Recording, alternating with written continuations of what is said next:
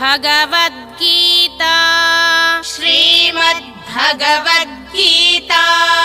अथ त्रयोदशोऽध्यायः अथ त्रयोदशोऽध्यायः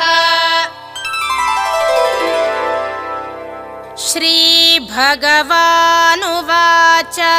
श्रीभगवानुवाच क्षेत्रज्ञं चापि मां विद्धि क्षेत्रज्ञं चापि मां विद्धि सर्वक्षेत्रेषु भारत सर्वक्षेत्रेषु भारत क्षेत्रक्षेत्रज्ञयोर्ज्ञानम् क्षेत्रक्षेत्रज्ञयोर्ज्ञानम् यत्तज्ज्ञानं मतं मम यत्तज्ज्ञानं मतं मम ॐ तत्सदिति ॐ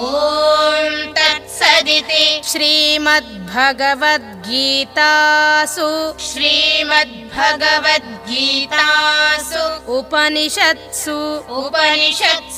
ब्रह्मविद्यायां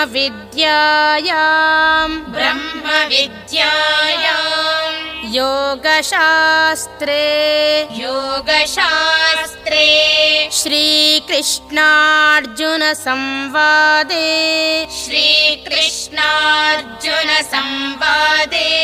क्षेत्रक्षेत्रज्ञविभागयोगो नाम